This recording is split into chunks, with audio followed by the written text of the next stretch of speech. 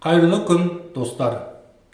Мен сіздерге ақын, жазушы, қоғам қайраткері Сәкен Сейфуллиннің өмірі мен шығармашылығы туралы таныстырамын. Сәкен Сейфуллиннің киген шапаны. Сәкен Сейфуллин сапармен Өзбекстанға барғанда, өзбек ағайындар Сәкеннің иығына жапқан шапаны. 1994 жылы 100 жылдық мерейтойына Сәкен Сейфуллин тарту ретінде әкелінген.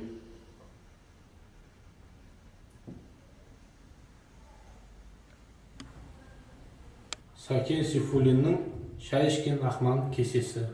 1994 жылы 100 жылдық мерейтойында Сәкеннің інісі Мәжит Сейфуллиннің жұбайы Әмина және қызы Рымжан Сейфуллина музейге әкеліп өткізген. Ол ақма мен кесе Қытайдың фарфорынан жасалған. Сәкен Сейфуллиннің ұстаған қан суытқышы. Музейге әкеліп өткізген Сәкен Сейфуллиннің інісі Мәжит Сейфуллиннің қызы Рымжан Сейфуллина. Сәкен Сейфуллиннің 100 жылдық мерейтойына тарту ретінде әкеліп берді. Сәкен Сейфуллиннің ұстаған қамшысы. Музейге 1994 жылы 100 жылдық мерейтойына жерлесіміз Асқар Тайтөлеу өткізген. Қамшы тобылғы сапты, былғарымен қапталған, қайыспен өрілген. Сәкен Сейфуллиннің ұстаған етік құралдары. Музейге әкеліп өткізген Асқар Тайтөлеу. 1994 жылы Сәкен Сейфуллиннің 100 жылдық мерейтойы болды. Осы етік құралдарды Сәкен Сейфуллин тұрмыстық қажеттіліктеріне пайдаланған. Сәкен Сейфуллиннің әні жазылған күйтабақ. Сәкен Сейфуллин ақталып шыққаннан кейін бірінші жазылған күйтабақ. Сәкен Сейфуллин бұрынғы Ақмола уезі, Нілді болысы, қазіргі кезеңде Қарағанды облысы, Шет ауданы, Қарашілік елді мекенінде 1894 жылы 15 қазанда дүниеге келген. Азан шақырып қойған аты Сәдуақас. Анасы Жамал еркелетіп Сәкен деген екен. Жаңарқадан 25 км қашықтықта орналасқан Сәкен Сейфуллин есімі берілген ауылының іргесінде Иманақ тауы бар. Иманақтың бауырында Аққұдық атты мекен Сейфулланың жайлауы болған. Сәкеннің балалық шағы Иманақ тауының бауырында өткен. Иманақ тауында Сәкен жасырынған үңгір бар. Кезінде Сәкен колчактардан қашып жүргенде осы үңгірді паналаған. Сол үңгір қазіргі кезеңде тау отырғандықтан үңгірдің кіреберісі кішірейіп қалған. Оның ішінде негізі тастан жасалған үстел орындық болған екен. Және үңгірдің алдында киелі тал тұр. Оған қазіргі кезеңде жастар барып, киелі талға өз армандар орындалсын деп орамал байлайды. Сәкеннің әкесі Сейфулла сөзге шешен, домбырашы, саятшы болған. Ол тұңғыш ұлы Сәкеннен үлкен үміт күткен. Анасы Жамал, Тішжанбай қызы. Баласы Сәкенге кішкентай кезінен ертек айтып, дастандар айтып, көптеген ақыл кеңес берген екен. Сәкеннің рулық шежіресі: Арғын, Тоқа, Қаратоқа, Ескене. Ескене батыр Сәкеннің алтын шатасы болып келеді. Жаңарқадан 25 км жерде Ескене ауылы бар. Сол ауыл осы Ескене батырдың атымен аталады. Тұрсынбек Кәкішевтің айтуы бойынша тау ішінде әні осы Ескене тауының бауырында дүниеге келген. Сәкеннің әкесі Сейфуллада 4 ұл, 3 қыз болған екен. Ұлдары Сәкен, Мәлік, Әбен, Мәжит.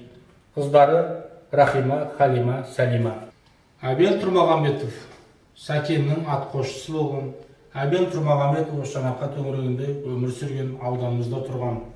Кезінде Сәкен Қызылорда, Әулиеата жерлеріне іс-сапармен барғанда, қасында әрқашанда осы Әбен ағамыз жүрген екен. Сәкеннің жұбайы Гүлбақрам және қызы Лаура. Сәкен Сейфуллин білімнің негізі. Сәкен Сейфуллин мектебін Өспен ауылында оқыған екен. Өспеннің сыртқы көрінісі Сәкен оқып жүрген кезіндегі. Сәкеннің Өспенде тұрған үйі,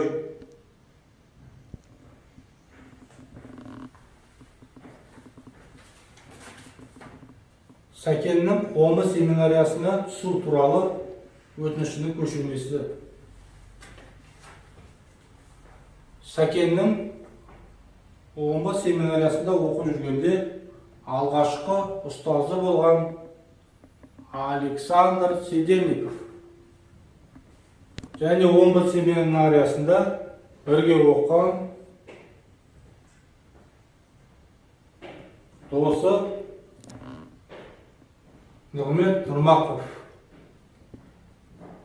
1916 жылы Омбы семинариясын бітіргеннен соң Сәкен Ақмола уезіндегі Сілетті Бұғылы ауылдық мектебінің оқытушысы болып барады.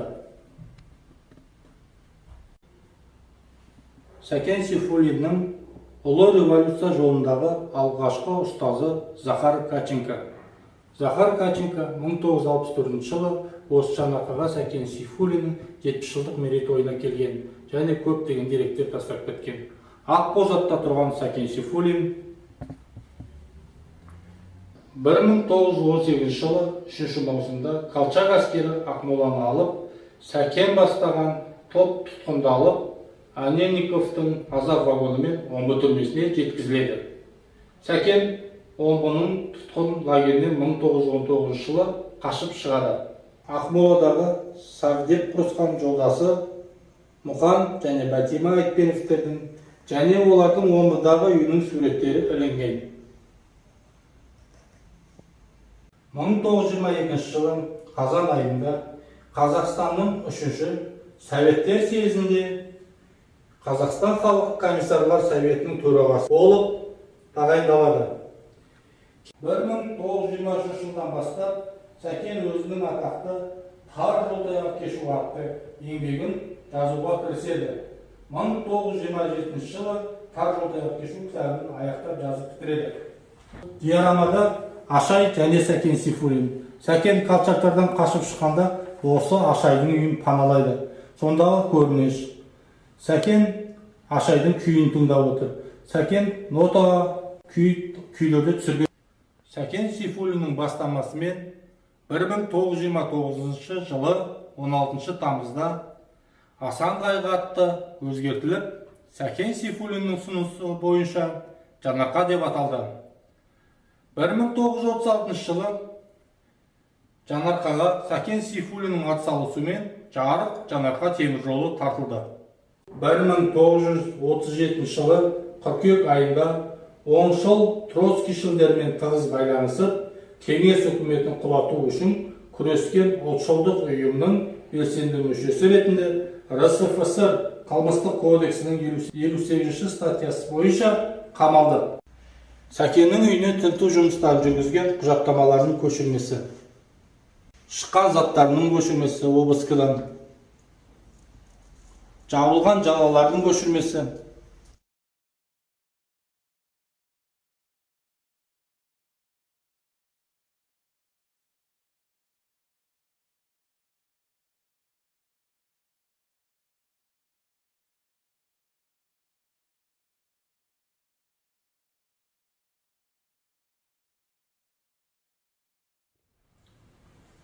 приговор үкімі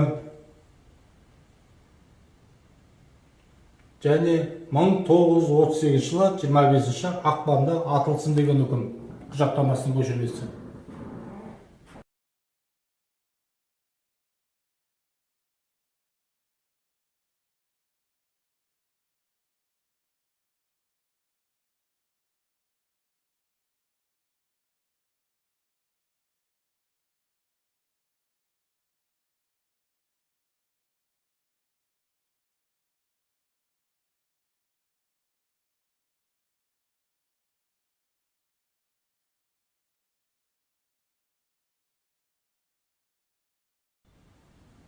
Сталин қайтыс болғаннан соң 1900 2056 жылдан бастап жазықсыз жапа шеккендер жаппай ақтау науқаны басталған.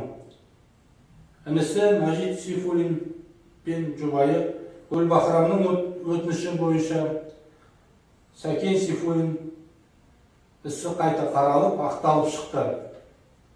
Сәкен Сейфуллин ақталғаннан кейін оның есімі көшелер мен елді мекендер, мекемелер, көптеген мектептерге берілді.